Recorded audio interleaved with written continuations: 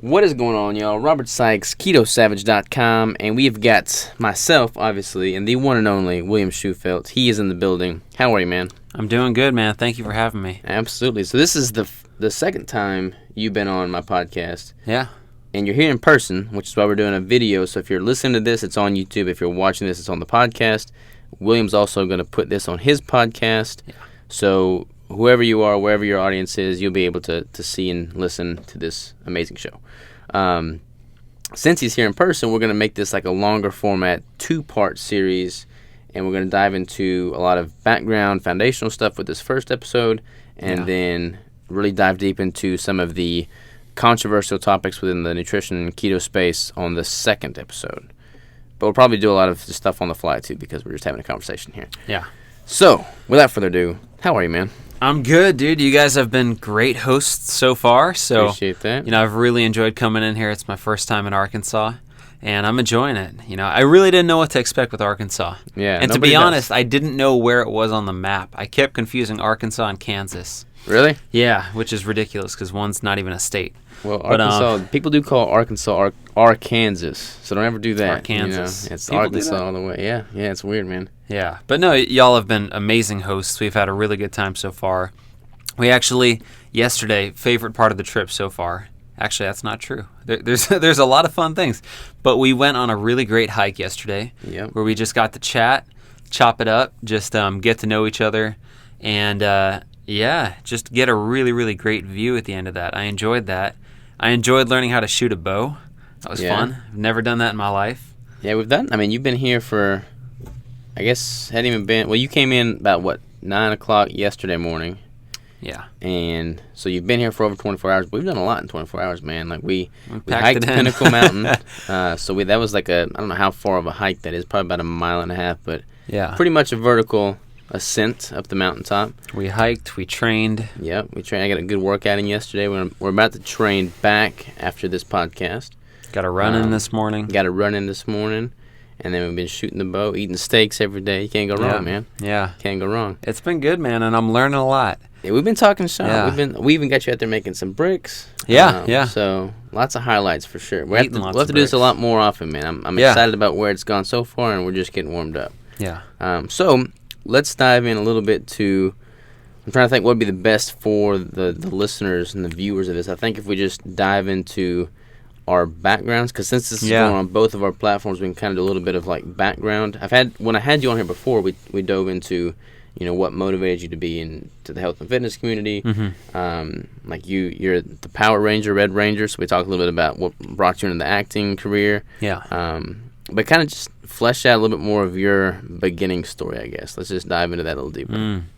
I see. Okay, I don't think about it very often, so the hell is my beginning story? Well, I guess, what would you like to know? I guess that would make it easier for me to delve into Let's talk about your parents, man. We were talking a little bit about our parents and kind of how parenting structures affected how we've, the direction we've taken in life. Yeah. And you kind of alluded to your father being a little bit more laid back, and your mother being kind of more of the energetic driver. Yeah. So how do you feel like your parenting style, like from your parents, has affected your trajectory in life? Hugely. I think, one of those blessings that you have nothing to do with, but, over time you realize what a blessing it is. My parents' biggest blessing in my life, the way they raised me. They did an extremely good job. They're still doing an amazing job. My mom, it's funny, whenever I call her, I never get a word in, but she gives amazing advice, and it's always just keeping me on track. So, my mom is really this strong driving force in my life. Like, she was the person that as a kid, any dream I had, anything I wanted to do, she would tell me, you could do that, but you can go even bigger than that. Or, and she instilled this feeling of greatness within me that any room I walked into, I felt like I belonged. I felt like I should be there. So she instilled a lot of confidence in us, a ton of confidence in us. And she would actually do these little things that made us more confident. So we got into karate for a while. And as soon as we did that, she really helped us dedicate ourselves to that. And we did really well at it. We would do spelling bees. She would spell with us for 2 or 3 hours a night from the dictionary. Over summer break, we wouldn't go play. We'd be inside. We'd see other kids playing outside. We'd be like, ah, damn. But we would be sitting down with the dictionary, and she'd tell me, like, go find 10 words, spell them, write the definition, come back, tell me what they are. That's pretty cool. So, man. Yeah, she made a lot of, like, little kind of homework assignments and stuff, and then we'd go, and we'd win spelling bees. Go to the school one, the state one, the county, district, all that kind of stuff. And then kids tell you you're smart, and you think that you're smart because you're winning it. But really what it drove home for me was practice, and just practicing things over and over again and working hard on it. And this was all stuff that we did outside of school. So she was, an amazing, amazing job as a parent. She really just figured things out on the fly. And she did an excellent job. So I'm super happy about, just my parents overall. I would say my mom has been probably the biggest influence in my life. Mm-hmm. My dad, he was working pretty much our whole lives, so he's always been a lot more chill, laid back, very loving guy. What does he do for work? He's done dairy work for years and years now. So he worked at Foster Farms for quite a few years, and then he's managed, places that do goat cheese, lots of different things like that. So it's always been like food management and dairy. So they were huge in my life, Yeah. I like it. It's funny, man. Like, people have good and bad relationships with their family, with their parents in particular. And like my folks were super, super strict on me, but they really, they were the main reasons that I feel like I have a strong work ethic. Like, they instilled that in me, and I don't feel like I would have been able to have gotten that strong work ethic if it wasn't for them being strict on me. Like, it's interesting. A lot of people, like, they have a hard life, so they try and make it easier for their kids, and then just pick up like this negative feedback loop. Like, you have to have some sense of balance and like not make it too easy and then be soft. Yeah. It's like I don't know how. When I'm a parent, it'll be hard for me to figure out what that balance line is, where I draw the line, where I need to push, and where I need to like have grace. That's. I guess there's no rule books and guidelines to being a parent, though.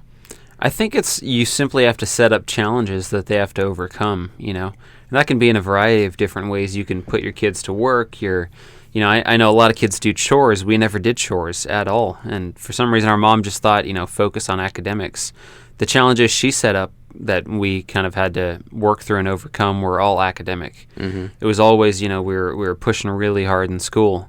So I think that's part of it, and there's something to be said for kind of occasionally, when you feel like your kids are prepared, throwing them out there into the world and letting them figure things out. Like, as a little kid, I did a lot of public speaking, and it's one of those things that, like, your knees are knocking together and your teeth are chattering, and you just wish your mom like would let you leave. Yeah. You almost want to go ask her, hey, can I just go? Like, I don't want to be in front of all these people. And then you do it, and you realize, like, okay, that's okay, and you build some strength. So I think that's probably something that I'll incorporate somewhere down the line with my kids. It's just making sure that they're working through challenges. I like it, man. I like it. And you have any siblings or anything? Yeah. I got 2 sisters. 2 sisters. Older sister Angeline is 26. She's the oldest. And my little sister Allison is 14. Mm-hmm. Yeah. She's the youngest. And then I have a little brother Martin who is 16. No, wait. I think I got all that wrong. I think Allison's 15 now and Martin's 17 now. Holy crap. Wow. Yeah, they're growing up.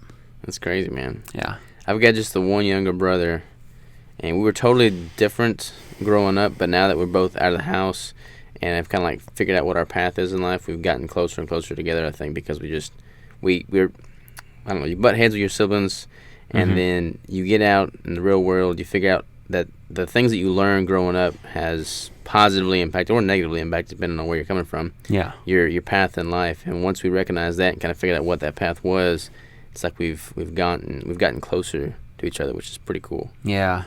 We never had any major sibling rivalries in the house.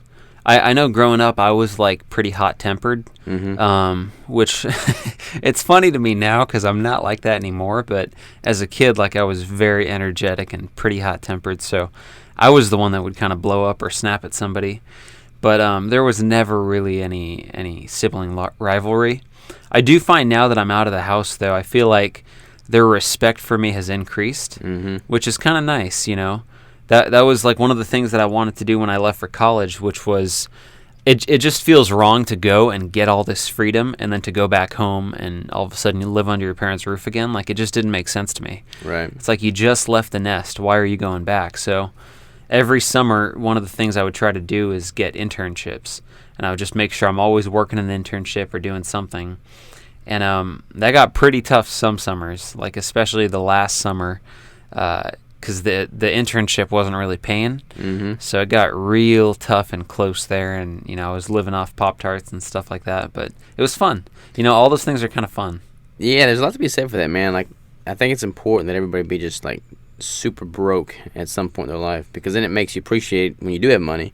But like, you realize when you have this like survival mentality. Yeah. There's a lot of stress that comes with that. There's like a lot of heartache that comes with that. But you have so much more perspective once you go through that and then succeed and come out the other side, I think you learn so much from that. One way I've thought about it is that being an entrepreneur is kind of like hunting. Mm-hmm. And, working like a regular job is kind of like farming, and there's something a little bit more stable about it and routine. And hunting, like if you're an entrepreneur, like you got to go out and you got to make a kill or else you're just not going to eat. There's no system in place. Like, you just have to make that happen. And, It feels like as an entrepreneur, there's never quite a safety net. Like, you have to make sure that you're moving forward every day, which I like. It lights a fire under you for sure.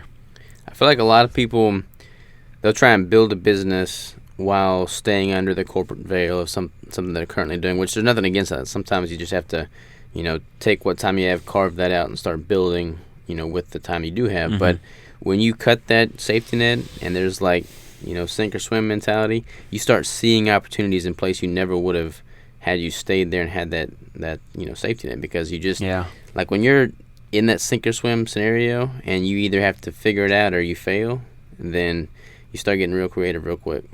Yeah, it fires up your creative juices for sure, because it's like the same thing when you're lifting without a spotter. And let's say you have to do a certain weight, like you're going to push that much harder because no one's going to catch that bar. I think that has to be used carefully, and it has to be used in a calculated manner. I think some people can overdo that. Like if you've got like a family and you've got kids and things like that, like when you make those leaps where you could potentially fall and plummet, it has to be a smart leap where you're like, I think I got a good chance of doing this. It's dangerous, but I think I have a good chance at it. And I think it's important that it doesn't affect too many other people negatively. For me in my life, like it was just me, so I was the only one that had to deal with it, so I was perfectly fine with that. And it's just like what you're saying, where when you think about it, it's like, okay, I'm going to make this leap with my career, but what's really the worst that's going to happen? You'll be a little bit embarrassed maybe. Your family might judge you a little bit. Your social circle might think, like, what happened to you? But that's not really that bad. You're not going to die. Yeah. So that's the thing I always thought. If I'm not going to die from doing this, then I might as well go for it. But I think probably as I build a family and things like that, like I'll probably take smarter risks, Yeah. That's true, man. Like I didn't have a family when it was just me building the business. Crystal came later, but she was kind of, we were both kind of going blood and guts with it. Like neither of us had anything really to lose. Mm-hmm. If you got like kids especially, you have to be thinking, take calculated risk and don't put them at a disadvantage by any means. But I really liked your analogy of, training without a spotter. I've never heard it put that way before, but it's absolutely true. You got to know where that line is and know, okay, this is a realistic expectation. I think I could probably get this weight. It's going to be a push. It's going to be hard. It's going to be grinding it out, but I can still get it up. Yeah. Versus like my current max is 225 and I'm going to go for 400 without a spot. It's just not smart. The closest thing to that is when you go for that last rep. Yeah. Where you hit like you're grinding through a rep and then you want to go for one more and you don't have a spot around you. Let's say you're benching or whatever. Mm-hmm. There's a 50-50 chance with that, and it's fun. I like to toe that line a lot. And, sometimes I've had reps where I'm there for about 10 seconds and my left arm is going down and I'm still benching and stuff. And guys start to look and walk over to you and they're worried. Like that's kind of fun. And you see that a lot with your work. Like when you're pushing really hard on something, sometimes it's like, oh, I could go under on this one if I don't push hard. So, yeah, it brings a lot out of you. So let's dive a little bit into that pivotal moment? So you were, going to school, doing great there, and then you decided you were going to get into acting. Mm-hmm. Like, how did the shift occur from, making that a career path, and then from acting into, health and fitness in this industry? Like, how did that all come to be? When I was in college and I was doing these internships, I was so utterly dissatisfied with it. Like, we were talking about this the other day, how we have like a certain vision for ourselves and we know who we are inside. Mm-hmm. Like, we both believe that, well, it's more than belief. It's like, that you're destined for greatness. It's something that you feel since you're a little kid. So when you're working jobs that don't bring you up to that level, it was just tough for me to sit with when I was working office jobs and, different internships, and I'd be there. I'd be putting in long hours, and I would look at everybody around me, and they were just dead in the face. They hated what they were doing. I would look at the CEO, so who I could potentially be if I take this job at the entry level, and I was like, I wouldn't want to be him either, I don't like any part of this. I don't want to get into the industry. I know it's going to become this security blanket, and I'm not going to want to get out of it, and it's going to be a real slow process. So I got to a point where I thought to myself, man, well, I would rather work at Starbucks or drive a Lyft or something than do this. Like, I would rather do a lot of things than do this. So once I realized that, I was like, oh, wow, okay, if I'm actually willing to do that and settle for that lifestyle, then why not just go for what I want, what I really, really want? And what I had wanted for a long time, like since I was a kid, I was always so drawn to acting, in particular, like action adventure movies. I loved action adventure. It fired me up. And anytime I would watch it, I'd feel this kind of like longing or aching inside. Like that should be me. Mm-hmm. Like I should be doing that right now. There's one time when we had gone to LA, the first time in my life when I think I was like 12 or 13. And we drove past, they had the Nickelodeon Kids' Choice Awards going on at the time. And I was a kid, and I don't know why, but I felt like, crap, I need to get out of the car right now. Like maybe an agent's going to notice me or something. Like, but I got to make something happen. Like I'm in LA right now, and the Kids' Choice Awards are going on in that building. So I just felt that. It was like this thing inside of me. And as a kid, like even at 12, I felt like I'm going to end up living in LA at some point. I don't know why, but I will. So when I finally reached that little crossroads in my life, it was at a time where I was consuming a lot of personal development. I was getting very in tune with like having a morning routine, being very disciplined about training, about eating. I was like full on into a whole foods plant-based life. So I was maybe 2 or 3 years into that at that point. But I was at this crossroads and I was very, very disciplined and I was focused on what I was doing. So I figured, okay, if I take all that discipline and all the work that I'm putting towards stuff that I hate, and I cut the safety net, and then I put that towards something that I desperately want, like badly, badly want. And I decided to do that, and I had basically like a year left of college. So I told myself, like, look, within this year, you have to book an acting job that's going to support you. Like, you have to. If you don't, you're thrust out into the world. You got to go figure something out. You don't want to turn into one of these guys that are in Hollywood for 10 years, like busting tables and doing stuff like that. So I was like, okay, I got 1 year to make this work. How much work can I do in 1 year to make this happen? And I just broke the goal down backwards from there. I was like, okay, so to book a major TV show, what do you need? You need better acting skills. You got to look as good as possible. You got to have great headshots, a great agent. You got to have a good resume. You have to have credits built up in some area. So I built up credits in like theater, short films, music videos, commercials, in doing an indie film, stuff like that. So I broke all these little steps down, and then it got to the point where I knew what I was doing every single day. I had to be applying to all the castings. I had to be going to every single audition at the expense of going to class. Mm-hmm. I was failing all my classes. I remember the liberating and terrifying feeling of skipping a midterm. And I remember thinking, like, dude, you're actually skipping a midterm exam right now. Like, you better be sure about this thing. You didn't make it up, right? Like, it's just like no, 0. No, I didn't make it up. It was 0, and I remember I had to go in and I had a talk with the professor and the TA, and they were kind of trying to talk some sense into me. And they were saying, like, look, you know, like, there's, like, we like you and stuff like that, but there's not much we can do right now. Like, you're missing class, you're missing your exams and stuff. And I went in there so confident, so brazen and bold. I walked in there, like, with my head held high because I knew how much work I was putting into acting, so I felt very confident. Mm-hmm. I was like, I know this, like, I can taste it almost. Like, you know when something's on the horizon and it's about to happen. So I was like, yeah, I'm about to crack this.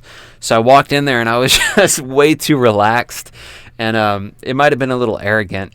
But I walked out of there and I was like, dude, you're on the right path, man. Like, keep doing this. You're going to have a lot of people telling you stuff like this, but just keep doing what you're doing. It's going to work out.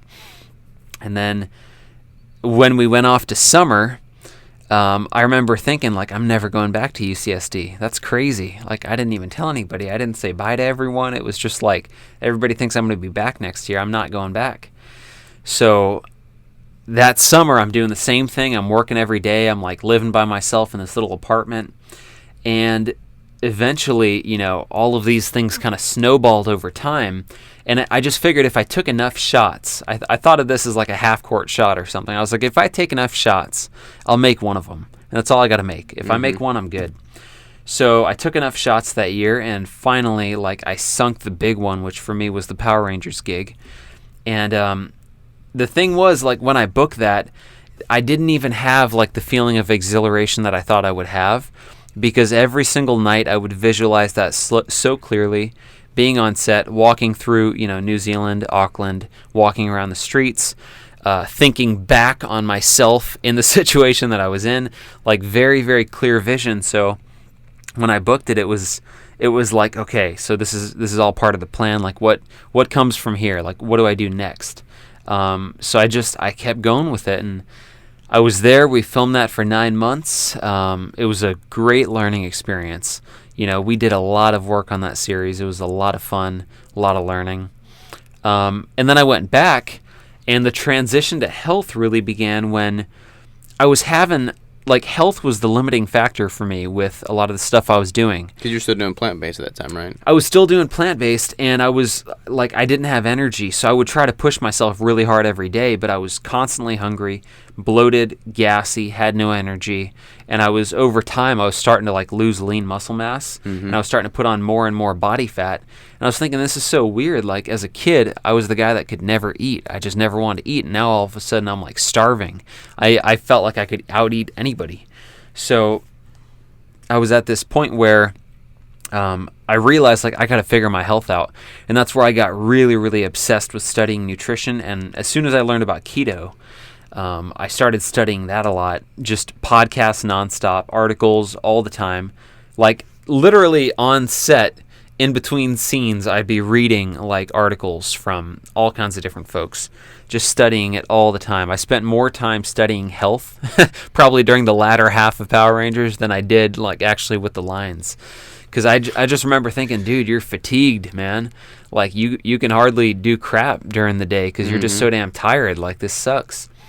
So once I finally got off the show and I found an approach that worked for me, I experimented like crazy with that. And it started with keto. I really liked keto. But what I wanted was to not think so much about it. I wanted to find something where it was like autopilot. I had an approach where I would eat this, I would train this way, and I would, like, just effortlessly be able to maintain this, like, lean, athletic physique. So I was experimenting a lot with that. And once I finally stumbled upon carnivore, that was a huge part of the puzzle for me. And then for me, upping the protein and moderating the fat was like the second part of the puzzle. So a little bit of fasting, training, and then doing that style of carnivore, and I was just able to maintain a really lean physique while having great energy. I was satiated with my meals. They were good meals. I enjoyed them. I could eat a ton. A lot of the time I'd have to force myself to eat more just to get in enough fat calories to support myself. So once I got into that, I was at a point where the acting stuff was slowing down, and it's like a steady building process like anything. You get a big break, but you got to work your way back up. And I didn't like anything I was being sent out for. So it was all a bunch of, the guys I was working with at the time, they're good at what they do, but they had a certain vision for what my career would be and how I would get there. And I had a different vision, and they sent me out for a lot of things that didn't line up with my morals and my ethics and things like that. So we parted ways, and then I was like, crap, well, I gotta do something right now. And I had to figure out, like, what am I going to do with my life now that I'm not doing that? And it's tough, man. Like, that's even tougher to me than the grind to get Power Rangers. Mm-hmm.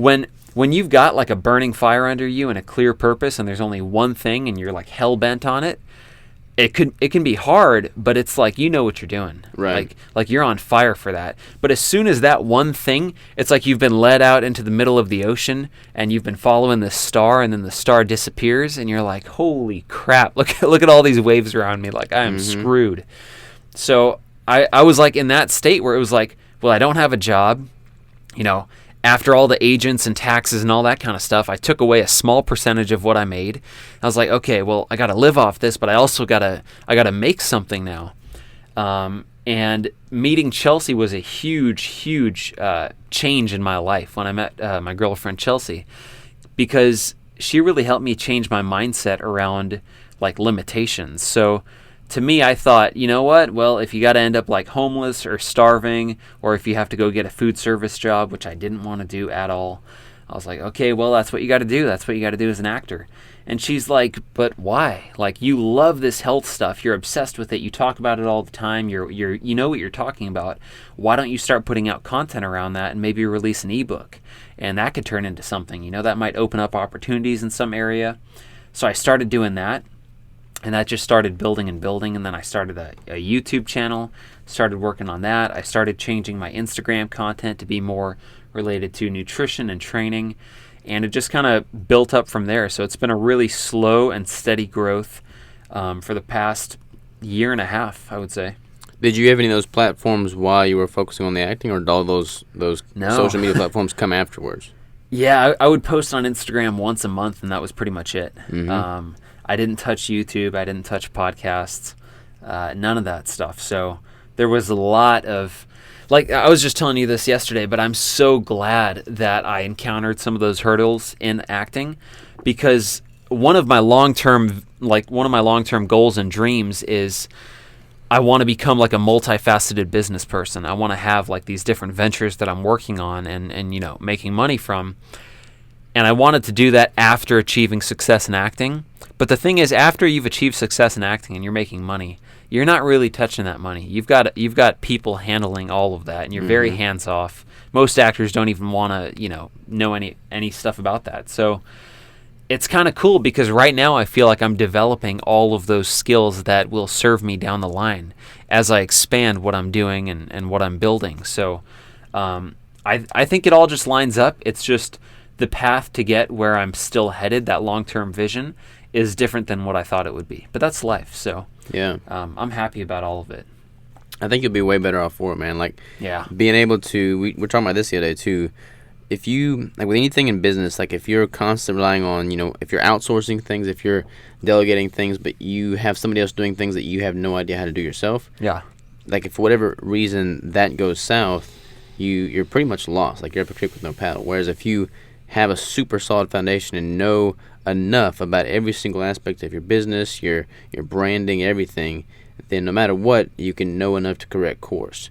So like with the business stuff, being able to know enough about every little aspect of it that you can, know more than just enough to get you in trouble, but know enough to actually correct course if things go awry, you can figure out where you need to go and know what direction you take to get there. Like for me, I didn't know much about like marketing and branding and like accounting and stuff, but as I've dove into it, I've learned, and now I know, like, if I can go to an accountant and have him work over things, but I'm understanding what he's doing when he's doing it. Like, I'm not in the dark. Yeah. And with you, like, going through business now, getting all your finances and everything under control, when you go back into acting, you'll have like a pretty clear image of, okay, this is what this means, this is how I'm going to, build more of a foundation for myself, and you'll be way better off for it.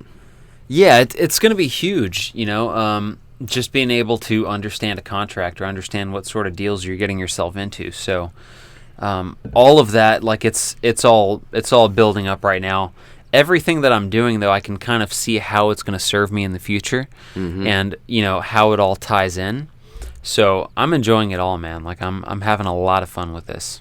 I like it. What's the biggest unknown, like the biggest stressor in your life right now as it relates to building up this brand and business, outside of the acting? I would say really it's connecting with the audience. Like, I want to be able to have that connection and that relationship with the audience where I know what they want. I know what sort of content they want, and I can really give that to them because I've got like a lot of this content in my head, and I put a lot of content out, but I don't think I've really established that strong relationship with like a core audience that is following the whole journey. You know, like the core audience right now is still a lot of Power Ranger fans that like they get to know you through the show, so they're fiercely loyal. But I'm trying to build that outside of that, you know. So I think it's just that process right now. Learning about obviously how to monetize things, how to really schedule all the different aspects of things and be prepared, be way ahead of the curve with everything. So every single day though, I'm learning something new. Like literally every single day. I don't do the same thing per se every single day, so there's always something new that I'm learning, which is good. So well, it's been cool to have you here, man, because like last night as the steaks were cooking, for instance, we pulled out a whiteboard and I had you know, making a mind map of where all, you know, the direction you want to take things. And for me, like visualizing it and getting it on paper, getting it on a whiteboard, and just kind of like seeing the bigger picture and then kind of reverse engineering from there is key. So it's cool for me to like, you know, interact with you, other people that are business minded, especially in the keto space, just to see kind of what direction you want to take things, and then help in any way I can. It's cool, man. I really like that idea of doing a mind map. Like having done that now, I really want to go home and like flesh that thing out, you know. It's very helpful to see because you have all these disparate things that are going on in your life and that you're working on, but to see how it all ties together and how each part influences the other and what the core of all that is, it was like, okay, this all makes sense, you know? There's probably a much better story behind this than I can portray because I haven't read the story. But, you know, Walt Disney, he's obviously a pretty successful businessman. He did all right. Yeah, he did all right for himself. But there's stories of, like, him, you know, in his very early beginning stages, having, like, this massive mind map of all the different business ventures that are currently in effect. And, like, he would bring people in his office, and he was like, look at this right here. This is where I want to be in 20 years. This is where I want to be in 50 years. This is where you can be the manager of this division, of this department. You know, and, like, you fast forward now, everything that Disney was reflected in that mind map way back when. You know, it's like having that big vision, that goal is key, man. It's pretty cool. Yeah, I've never done that in the form of a mind map. Like, I've got all those goals listed out, and I know visually what they look like, but I've never actually tied everything together. So doing that last night was very eye-opening, and it's really, really cool. Like, I'm looking forward to like working more on that, because sometimes it's tough because I almost feel like I'm doing separate things, you know? Yeah. Like, how does this relate to that? And so that's the main thing, man. Like, for me, I want my whole life to be connected and symbiotic. Like, I want my relationship with Crystal to benefit the business. I want my, you know, bodybuilding endeavors to benefit the business and my relationship with Crystal. Like, I want everything to be connected, interconnected. It has to. Yeah, it has to. If it's not, then while you're working on one thing, something else is suffering. Like, there's no balance to it all. Whereas if everything is cohesive, anytime you're working on something, it builds the whole. Yeah. And, like, that's why like, you've been here at the compound now. You've seen my I've got whiteboards on every single wall. I've got mind maps everywhere, and everything's linked to everything in some way or another. Yeah. I think that's one of the main reasons that I've been able to build the business that I have as fast as I have, because I'm able to just pour myself into it and everything grows. Yeah. I think it has to be that way because it's like you're one person, you know? And intuitively, I think we know that when we're working on these things that seem to be separate, they're all contributing. Like, I said this on a podcast recently, but I said, for some reason, I know that the work that I'm doing in keto and carnivore right now is somehow going to benefit me as an actor in 40 years. You know, I don't know how, but I know that it will. Intuitively, I can feel that. So it's fun, man. I want to ask you a few questions about your background. Yeah, man. You know, because I was thinking about, you know, like how Keto Brick started, and then I thought, okay, well, how did Keto Savage start? Which got me into thinking, well, how did you start lifting? And then that goes back to your childhood and the way you were raised, and you said that has a lot to do with your mindset and your work ethic. So, like, my parents didn't lift at all. Like, we grew up on land, like we're out in the woods lifting rocks and pieces of firewood and stuff, but not like in the gym setting. But my uncle was like the bigger guy in the family. He he played football. He was kind of more athletic. He was physically bigger? Yeah, physically bigger, like taller, more muscular, just like more outgoing, more confident, and just more, more what I wanted to emulate from like a physical and just personality standpoint. Yeah. And, I would pick his brain, like, hey, how do you build a bigger bicep? How do you build a bigger back? Like, how do you look like this? And he had some dumbbells laying around, so he would show me. And I lived way out in the country, so I couldn't drive to a gym. I was too young. I didn't have driver's license. It was just not convenient to drive an hour out of my way to go to a gym every day. Mm-hmm. So I started, acquiring little pieces of equipment. I'd buy some dumbbells, like those cheap dumbbells where you screw on the plates, Oh, yeah, yeah. And, I made, my first bench was a green ice chest with a beach towel over top of it. Yeah. That was my first bench. Yeah. And I built all this in, like, a little corner of my dad's shop. I'd get like pieces of tractor equipment to use as weights, and I would just do that, man. I had all these bodybuilders from the 90s printed out, and I taped them to the wall, and I'd just trying to emulate that. I'd watch YouTube videos of them lifting. I tried to emulate that, and I'd crank up the radio and be in the warehouse or in the shop, just going to town and seeing what would work and what wouldn't work. So I did that for like the first year and a half of my lifting career, and then started going to a gym, started doing that, and that's pretty much what I did throughout my last couple years of high school. Obviously, there was a gym at college when I went to the University of Arkansas, so trained there, did my first competition as a sophomore in college, and just kind of built everything from that. Found keto, and there's a whole bunch of backstory there. Like I can dive into eating disorders and kind of all of the nutritional aspect of what I was doing, what I'm doing now. But lifting became like my core. Like if everything else in my life was just upside down, like if school was crazy, if anything was just totally chaotic, I could feel confident that I was making some progress in some form or fashion if I was consistently training and if I was consistently moving closer to my goals from a physical standpoint. Mm-hmm. So that's what I just relied heavily on, man. Like I would be the weird guy prepping for the week's meals, putting them in Tupperwares when everybody else was going to the next, party and getting drunk and wasted and everything. Like I was very, very different than all my peers, but it grounded me, man. It gave me something to work for, and it kept me consistent. I was able to take everything that I learned from my parents, and the work ethic they instilled upon me, and I applied that to the gym. And I would just consistently hammer away at training every single day, and started to develop the physique, got into the competitions, fell in love with that, and then have since built a business around that. But it didn't start out that way. I mean, I was kind of similar to what you were saying. I was in a job that I didn't like. I was unfulfilled. After I graduated from college, I got a job as a manager, train master with the railroad, with Burlington Northern Santa Fe Railroad, BNSF. And I was stationed in Washington State, and just totally unfulfilled, man. I would look at people there, and they were just miserable. There was a union workforce and the management, so there's always like this constant clashing between people.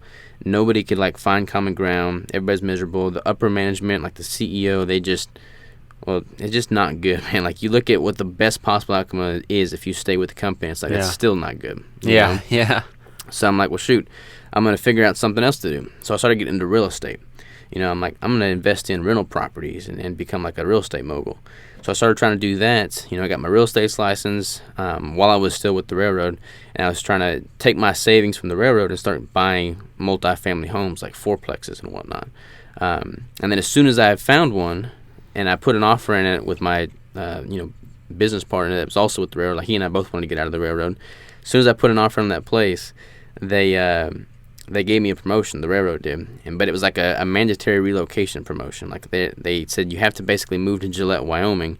But here I am, had just put the offer in this place in Washington, just got my Washington's real estate license. It's like, okay, this is not the direction I want to take things, so, adios, I'm out of here. And then I felt confident that I was going to be on the right path in life, but there was a huge financial burden there because here I am in Washington State.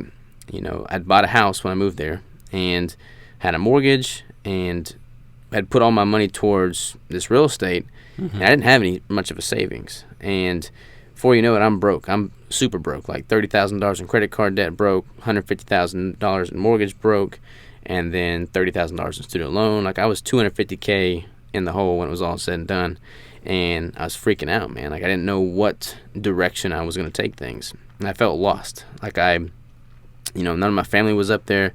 I just felt alone. Mm-hmm. I got depressed. I had the eating disorders going on. It was just a very dark time in my life. I was like suicidal to an extent. It was just not a good place, man. And was there one thing that happened at that lowest point that like flipped things around? Because sometimes there's like a person or a book or an idea or something that just turns everything around. Did you have that?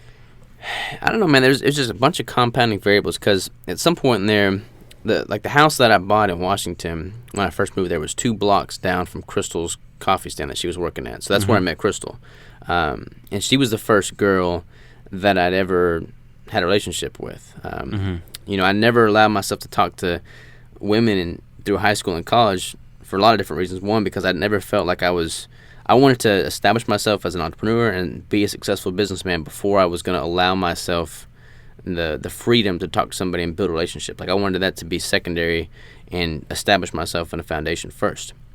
And, I started getting into a relationship with her, and she was very supportive of me, but it was hard because here I was like falling for somebody, but I didn't have anything. Like I didn't have any of the foundation that I was striving for, and I was super in debt. And I'm like, I can't possibly dive deeper into this relationship and then drag her down with me. So that's tough. Yeah, man. Like it was like I remember sitting on my office floor one day, like looking up at the ceiling, and I was just like I don't care if I die right now. Like I could literally just drive off the next overpass and it would be fine. Like I feel like a burden to other people in my life. I feel like a failure to my family. I feel like I'm, messing with Crystal's heart. She's falling for me, and here I am not able to accept her love and not even wanting to, because it's like I wanted to be miserable. I felt like I didn't deserve happiness. And did you feel like it was your fault that you were in that situation? Like, were you mad at yourself? Yeah, I didn't blame anybody else. Like, it was definitely all internal. Like, I've had these high expectations for myself, and I felt like a failure because I wasn't successful in business. And I just feel like everything that I, set out to do was going downhill. And when you're $250,000 in debt, man, $30,000 in credit card debt, and you're not really making much of an income. Like I was working, stupid odd-end jobs. I was working like the front desk at a gym. Like I was doing little things to make ends meet, but it wasn't even making ends meet. Like I was just getting deeper and deeper in the hole. And I'm looking at my life. I'm looking at the friends in my life, and I feel like I was just failing everybody. And it's weird because when you're depressed, you see no self-worth, and people can tell you all day long that there's a reason to be alive, but you just don't see it. You're blind to it. And I was blind to it at that point. And as far as like, a shifting moment or a pivotal moment that brought me back, I don't really know. I can't really put my finger on any specific moment. I think it was just like I knew that if I was to commit suicide, then that would be the ultimate failure. Like it's like, okay, I don't feel like I'm worth being here, but if I was to leave here, then I have truly failed everybody that I know does care about me. Like I would have failed my parents for raising me the way they have. I would have just failed everything. And I couldn't live with that, and I couldn't die with that. So it's like, okay, what's the alternative? The only alternative is to just get my shit together and hustle like I've never hustled before, throw out all the excuses, and just make something work. Like no matter what happens, I'm going to make something work. And I walked out in the woods one day, watched the sunset go down, and I was like, okay, what am I good at? What am I passionate about? What can I do to add more value? And I was good with fitness. I was good with training. I was good with nutrition, because at this point I'd found keto, and it had totally helped me with my eating disorders, and I was seeing that this was a better alternative to the current lifestyle that I was living. So I'm like, okay, keto is something that I'm excited about. It's something that's new and something that I can get behind. And if I can mesh all this together and figure out a way to make it, a viable solution to other people's problems, there's value for me being here on this earth. And then at that point, I stumbled upon Gary Vaynerchuk, and I was listening to his like Crush It book on audio, and listening to his podcast. And he's just like content. You got to put out content. So I started a YouTube channel, started Instagram, started a podcast, and didn't know what the hell I was doing. I mean, my first YouTube videos were shot with my phone. My podcasts were recorded in a closet. I mean, everything was just totally primitive. But I just started pumping that out, and I started to gain some traction with it, man. It took me months to gain traction with it, but it started to happen. People would comment and say stuff like, oh, I get this. Like, this makes sense to me. It's improved my life as well. Thanks for putting this out there. And then as soon as I started seeing that, as soon as I realized that this was a viable outlet for me to start putting forth effort and energy into, and it actually had a positive impact on people's lives, the rest was history, man. Like, that was my drug, and I just, like, dove into it with everything I had. Man. That's you've had a huge amount of progress in just a couple of years. It's interesting, man. It seems like you always see these like rags to riches success stories, you know, and it's like, oh, it looks like it just happened overnight. Yeah. And I can see that. I mean, we have grown really fast. Like, I look at where we've gone. Like, look at the keto brick business, you know, from where it's started and where it's at now. It's like it's grown pretty quickly. Like, I don't think anybody would agree with that. But for me, like, I know it's grown quickly, and I am very grateful for that. But I remember all those heartaches. I remember all those. I mean, I would spend 3 hours watching a YouTube video to learn how to edit a YouTube video. And then I would spend another 3 hours editing a YouTube video that maybe 3 people would see. Like, it was just, you know, hours and hours and months of pumping myself out there and not even knowing if this was working. All the while getting deeper and deeper in debt and having to try and, like, find a way to convince Crystal that this was going to work. You know, like, that's a hard thing to do, man. Was she on board with everything? She was totally on board. But it was like it was hard on a relationship because here we are trying to make this work, and I'm not allowing myself to spend any time with her. I'm not allowing myself to spend any money on going on dates because I didn't have any money. And she's super, like, simple in the sense that she doesn't need anything fancy. She's super supportive and understanding where I was at in life. But I wanted, especially with me and my background, I wanted to have all that established before I ever started seeing, you know, somebody else, before I ever got into a relationship. So for me, it was very humbling to not be able to offer her anything and then try and build this all the way, you know? That's interesting because it's like you see yourself in a certain way, and then when your life doesn't match up at all with the way that you see yourself, that's tough, man. Yeah. That's really, really tough, and that creates a lot of, like, friction. Yeah. I mean, that's why I thought I was a failure for so long, because I knew what I felt I should be doing, and I was so far removed from that. Like, my reality and what my expectation of reality was, there was a disconnect. It was night and day. Yeah. And until I started to, like, make some momentum and make that line up more, I just felt like a failure. But now, you know, I'm starting to know that what I'm doing is right, and I can get behind that. I could, you know, rock the momentum that I'm building and just keep doing it and getting bigger and better and adding more value. Was your mindset different before? Like, when you felt like a failure, did you have a different mindset at all than you do now?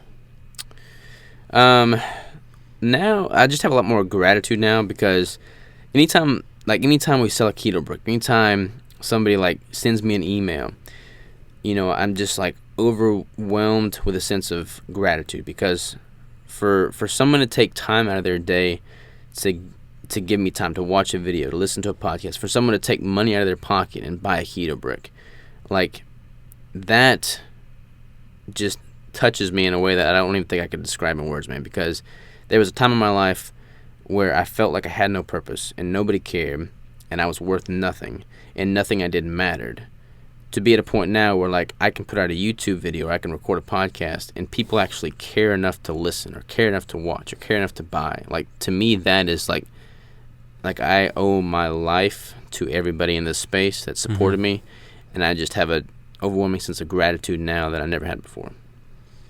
You said you felt like nothing you did mattered. You felt like basically you weren't worth anything at the time. Why was that, though? Because, like, deep down inside, like, you know who you are and you know where you're headed over time, but it was just because you weren't matching up to where you wanted to be. Yeah, like, I've always felt like I was destined for something great, and we were talking about that the other day. Yeah. But I never lost that. But at the same time, I had to, like, take a step back and be a realist and look at where I actually was in life. And to think that you're destined for great things and capable of great things, and needing to accomplish great things, but then to take a step back and look at the fact that, okay, I'm 2,000 miles from everybody that I care about. I have $250,000 that I'm in the hole. I don't have a career path right now. The one girl that I've ever cared about, I don't know how to have a relationship with. Like, everything that I wanted, I was just so far away from, and I couldn't connect the dots. I mean, it was just so much of a disconnect that it was like I couldn't see the bigger picture. It's just like with lifting, though, where you said, like, if you can just cling on to something, if you can hold on to something long enough, things start to slowly make sense one at a time. And I think with the content, that's what happened for you. Yeah, and all the while, I never really gave up on lifting. So that was one positive in my life. Like, when everything else was going downhill, that was the one positive in my life. So I'm glad that I kept. If I hadn't kept up with that, then there would be nothing that would have given me a reason to be here today, you know? Yeah. So, for sure, man. Yeah. That lifting's a huge thing. Yeah. It really is like an anchor to your life. It's an anchor. I mean, it's like if everything else is going downhill, you can lift and you can train and you can push yourself. And, you know, from a biological standpoint, you're getting all those positive endorphins that's having a good positive impact. But from like just a psychological standpoint, like, you know inherently that this is good, this is healthy, this is right, this is pure. And to just have that one thing that you know in your life is good and know that you're making progress towards it, that's like just enough of a momentum to keep you going the right track.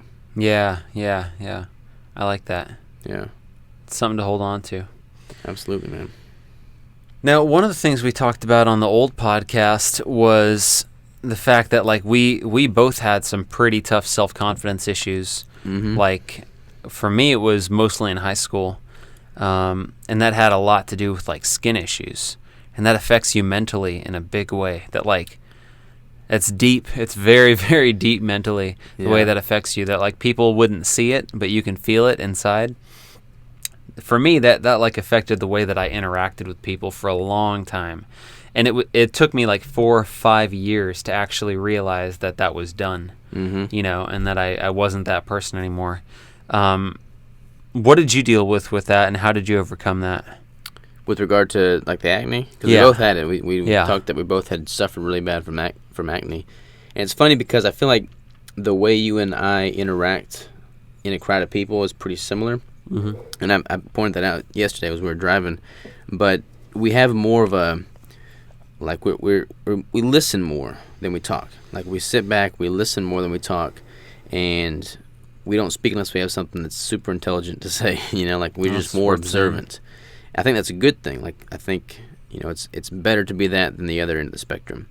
But I feel like that's probably because just the personality type that we had developed because we didn't have the confidence from the way we looked, you know, with the bad acne. I mean, when you've got crazy acne, I mean, people think it's just a teenage thing. Yeah. Like, you don't want to look people in the eye. You don't want to face people. You're constantly like I would constantly, like, cover my face with my hands. Like, I wouldn't let people look at me. And I mean, I definitely didn't talk to any females, you know. It's like it's just not where I'm at right now in life. But when you do that, it's weird, man. And, like, I would literally go to bed at night, and my only prayer would be to wake up without acne. Like, if I could just wake up and look in the mirror, like, it would be a game changer for me. And now that I don't have that bad of acne, it's like, I mean, even now, like, if I have, like, a super bad day, I could sit back and be like, well, shoot, at least I don't have crazy acne. I think that sometimes, too. Yeah. That was, like, I used to have that same thing where I would just imagine, like, what life would be like without that. And I'd see people leave their apartment, like, just, you know, they woke up from a nap or whatever, and instead of having to wash their face and do the benzoyl peroxide and all the different scrubs and all that stuff and then try to cover it all, I'm like, man, this guy can roll out of bed and just go to the store and buy something. I was like, holy crap, that's freedom. I would always think that. And then the other thing I would think is, like, if I ever get rid of this thing, like, I can take on anything, you know? And I had this, like, dream of one day just walking down, like, this main street in San Francisco with clear face, just a clear face with my head held high. So it's funny, like, every now and then when things aren't going my way, I'll think about that. I'll be like, well, you got that. Yeah. It's crazy, man, because, like, you know, acne is one thing, but there's so many different physical attributes that people can be blessed or cursed with, however you want to look at it. And, you know, acne is just one of those, man. So it makes, like, having really bad acne made me have a lot more perspective. Like, I look at anybody now that has any kind of, you know, quote-unquote defect or whatever, and it's like they're a lot deeper than that. You know, there's a lot more to that person than what meets the eye, and you can't simply judge somebody based off of, you know, first glance. Gives you a lot of humility, too. Yeah, I feel like. For sure. But I think, honestly, man, know what I know now, I feel like if I had been keto throughout my youth, you know, when your hormone, I think the reason I had such bad acne, I don't think it's really genetic, because like my brother never really had. Yeah, same. I think it mostly relates to, you know, hormones and you know, your nutrition, your diet, and it's kind of counter to what you would think, because you know, I intentionally stayed away from fats and stuff back then, because I'm like, okay, if I eat a bunch of fat, it's going to be like oily on my skin, then I'll have worse acne.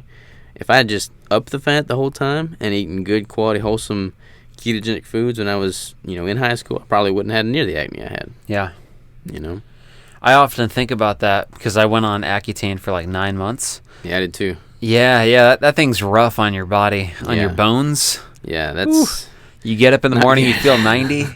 You ever have that thing where you would go to sleep at night and you have to slowly lower your back because your back would hurt so bad? I didn't have any of those. Like, they had like a freaking list a mile long of all the bad things that could happen from Accutane.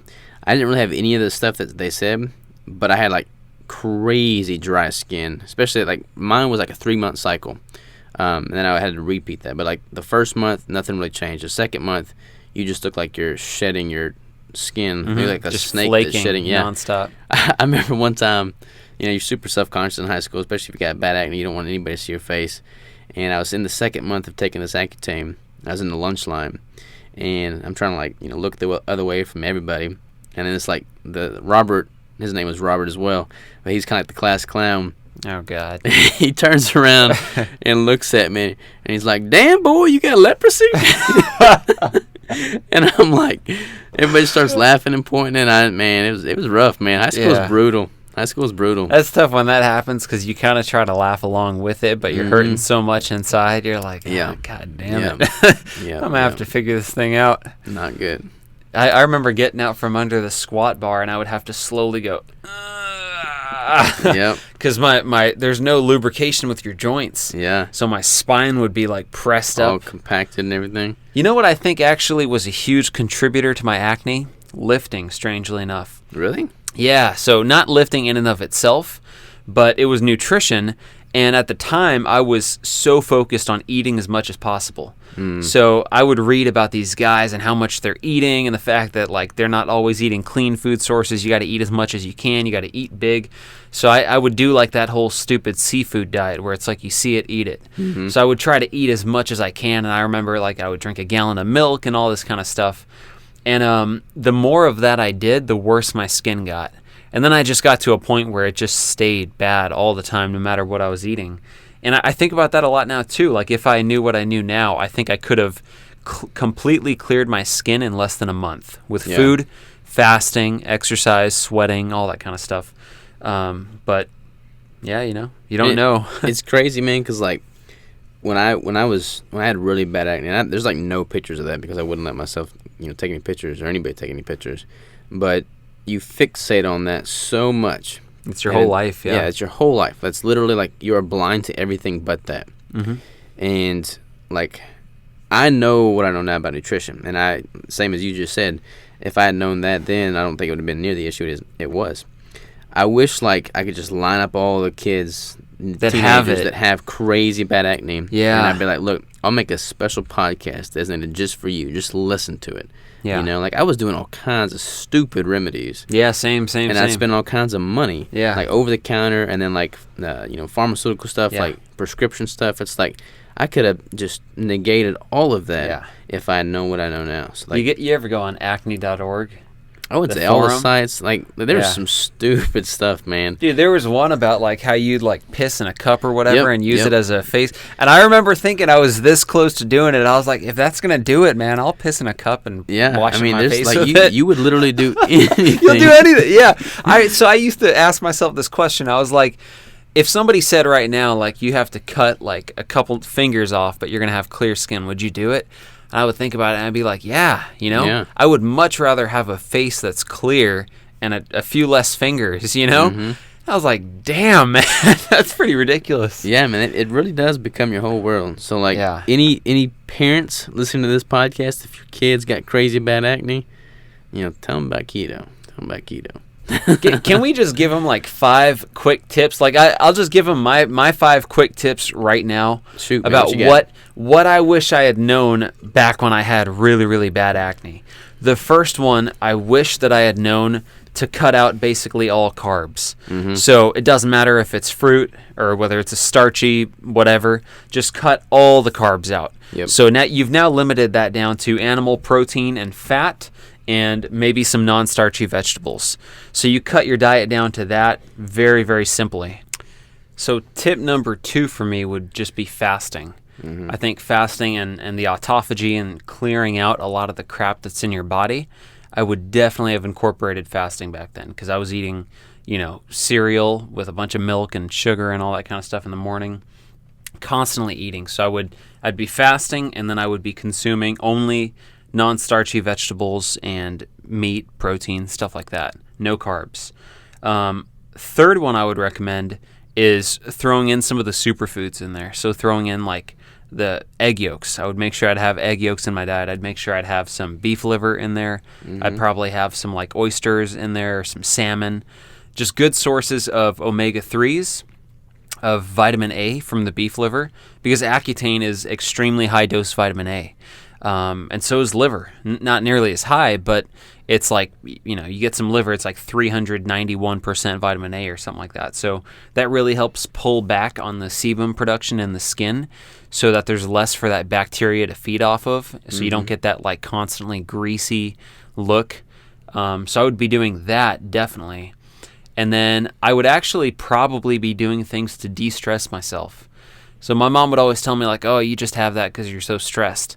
And I'd be like, well, this is what's stressing me, though. Like, it doesn't make any sense. So I would actually go for like a long run or something like that and just clear my head. I think that would have helped me a lot back then. That would be tip number 4, just going on some long runs, meditating, calming down, de-stressing. And then number 5 for me would just be to care more about sleep. Mm-hmm. I didn't really care much about sleep in high school, but that's really when your body's repairing itself. So I think, honestly, if you incorporated some fasting, even if you've got a teenager, they don't have to eat every single meal all day long. Like, they can wait until they're super hungry, and then they'll eat a really, really healthy meal. Especially if they're keto, it'd be easy for them. Yeah, you'll get in a really good amount of fat. You'll still get in all your calories for the day, which is the main thing. But your body's going to have a lot of time to clear out some of what's going on inside. So that, you cut the carbs, you eat high quality protein and veggies. You go for some runs and sweat and get your blood flowing, get your body actually working, detoxing. You get some good sleep. I think that would have been huge. Nice. My one tip, so you get a peanut cup. Yeah, I'm sorry. Just pour it all over your face. No, my one tip, man, I mean, hydration. I obviously drink plenty of water. That'd be one to kind of add to that list. But honestly, I feel like if you cut all the carbs and you were to just like get that That's down, the biggest one. I feel like that would probably be like a 90-10 reward. You do that and you're pretty much set. Like that would be, because I was eating all kinds of crap carbs then. Oh, and cut the dairy too. Yeah. Like a lot of people get triggered by some random things. So if you could just narrow it down, and especially dairy, there's a lot of weird stuff going on there. For me, to this day, if I consume, too much Greek yogurt or cheese or things like that, I'll still get it. Yeah. I found out recently that whey protein doesn't seem to spike it, so I'm assuming that it's probably casein. But yeah, cutting the dairy is probably a good idea too. And that may sound restrictive for like a teenager, but I mean, when you're like bad skin acne, I would have done it. Shoot, man, I would have eaten the same thing every single day. No questions asked. Somebody put steak, eggs, and veggies in front of me, and they're like, this is what you got to eat to clear your acne. I'd be like, hell, are you I would kidding eat me? rocks if it was going to clear my acne. So can't complain with steak and eggs. Yeah, the fact that we took Accutane, that tells you it right there. Yeah, definitely. Well, man, what I'm trying to think strategically here. We're about an hour into this podcast currently, and I want part 2 to really dive into like the the controversial things about like nutrition, training, things you hear, things that we've done that works really well for us. But I feel like it's important for the listeners to know where we're coming from in order to really appreciate where we're at with those things. Is there any other like relevant piece of information that we can talk about now that kind of helps build the foundation for our outlook on business, training, nutrition, life in the next part?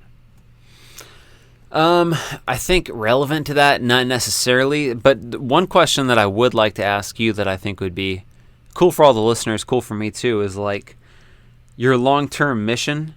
Because I've seen the vision boards. I know like where you see yourself headed with life, and you have the idea of greatness that you're working towards. Are there any pinnacles there? Do you have any crazy dreams that if you told somebody, they'd be like, "Damn, you're a wild man." You know, like, is there anything you're trying to achieve that's like way out there? It's funny, man. Like, I look at people that are just totally killing it in a certain industry or aspect of life. Like, you look at, like, when I think of people that are just totally on a whole other level, I look at, The Rock. I look at Elon Musk. I look at people that are just like whole nother level of business, branding, just success, quote unquote success. And I aspire to surpass that in my own way with my own style. But at the same time, I want to have like this balance. Like, I really appreciate my dad because he's super grounded in the fact that he doesn't have a social media account. He doesn't even have a cell phone. Like, he doesn't need to impress anybody. And I don't do it because I need to impress anybody. But, like, he feels fulfilled in life. And he's doing great things in life. But he doesn't care about any of the superficial stuff. So, like, I feel like a lot of people that are, quote-unquote, super successful in life and just absolutely killing it on a whole nother level, they're often, focusing on some of the superficial stuff. That they get a high from, like how many people like a photo on Instagram. They like have a high with that. So I'm trying to figure out how to balance being the very best that I can be, but then not letting any of that stuff that doesn't really matter impact my judgment, my decisions, or any of that stuff. And that's a challenge, man, especially with social media and like the internet now. So I can't really give you a tangible goal or pinnacle, but I know in my own soul if I've got more left in the tank. I know in my own soul if I've reached the goal. And there is no reaching the goal. Like, there is no finish line. Finish line is death. Yeah. And I don't want to ever stop growing. I don't ever want to stop trying. I don't ever want to stop building. So until I die, I'm going to have never felt that I've reached the pinnacle. I'm just going to constantly be driving for that. But I never want to stop driving, man. Like, I just always want to be putting out more content, building the business, adding more value, finding a way to take anything that I've learned in life from my hardships, my successes, and then helping other people, maybe like show them how to, not have to go through some of the heartache or find a more efficient way of going about things. I feel like when I have kids eventually, like, that'll be a huge thing. Like, how can I, as a father, impart some of the wisdom that I've learned through my life onto my children so that they can be better than I was, And I'm just excited, man. I'm excited about it for everything that's to come. Yeah. I feel like I've taken a path that is less traditional than a lot of people, and I'm glad that I have. But it's given me the opportunity to really figure out what works, what doesn't work, what resonates well with me. And I feel like there's other people out there that would appreciate that message because they don't want to follow status quo either. So I'm excited to just keep pushing the envelope and sharing what I've learned, man. I'm excited that we're even just here right now. Like this sort of a moment's the kind of thing that when you're working in that job that you hate, you're like, God, wouldn't that be cool if I could just like make an awesome podcast and put it out and people listen to it and got an audience, and like if you would tell that person like, hey, you're also going to have a very successful business, you're going to have a great team around you, you'll be building like every single day you get up and it's your own thing you're working on, you're building it, people love it, it's great, you can put out more and more content. It's like, holy crap, that's the lotto right there. Like, you never quite achieve it, but it's like that right there is the achievement. Like, one of the things I used to think to myself was all I really want in life is to be able to get up every day and work on what I want to work on that day, and to be able to buy a cup of coffee and not worry about it. I was like, if I can do those two things and follow my own purpose and passion, I'll be happy. I mean, look at it like this, man. If you're in a job you hate, or even not necessarily hate, but just like don't feel alive from, then you can't possibly put forth your best work. You're always going to suck at it. You're always going to be subpar because you look instead at what you can get away with, like what does this actually need, like what's the minimum viable effort. Yeah. Whereas when you own your own thing, when you're a part of something that you believe is bigger than just you, when you know you're making a positive impact, and it's centered around your passions in life, your beliefs, your values, then you want to give it your all every single day. And if you do that every single day of your existence, that has a compounding exponential effect, and it becomes something just amazing. And it's inevitable. That journey, that process, that is the pinnacle in itself. Yeah. Like there's no pinnacle to that, but just doing that day in, day out, and being excited to do it day in and day out. Yeah. That's what I'm excited about, man. Yeah, I love that. One of the pinnacles that I'm working towards, that I want to see achieved in my life, like one of those kind of things that has to happen, is I want to make a movie that's like a transcendent movie, where I watch some movies where you get like the strongest goosebumps as you're watching it, and there's like a moment that'll happen in certain movies where I'll watch it and I know the moment's coming, but it still hits me every time. And it's like a combination of the cinematography, the story, the characters, the way they're acting, the music that plays. Music's a huge part of it, and just the lighting of it and the whole feel. And it all comes together to make you feel like, holy crap, that's like almost divine what you're watching. I want to make a movie that has that moment in it. And if I can experience that moment in it, I'm happy with that. And I would like it to be like in the same vein as like an Avatar or a Star Wars or a Lord of the Rings or a major like fantasy adventure franchise. So that's like one of the ultimate goals for me. I love it, man. Well, if you need any extras, just let me know. You'll be in there, man. I could see you riding a horse with a sword. Very cool. Yeah. I love it. Awesome, man. Well, sweet, man. We got part 2 coming. Is there anything else that we need to touch on here, or you want to just close the curtains on this one? And I think that's us, guys. That's us, bare and plain. Yeah, it's us in a nutshell. Cool. So we'll see. So I guess let's. If anybody just listens to this one and doesn't listen to the second one, where can they go to find you? Yeah, so the Will to Win podcast, anywhere podcasts are distributed. And then on Instagram, that is at William Shewfelt, William, Shewfelt. YouTube, which I'm really excited about right now, starting to push harder on that, youtube.com/Will Shewfelt. And the Primal Body courses, where I have all my carnivore programs, my one-on-one coaching, stuff like that, that's primalbody.co. Very cool. Very cool. And for me, it's Keto Savage everything and Keto Brick everything on all platforms. So awesome, man. Awesome. Part 2. Part 2. Here we come.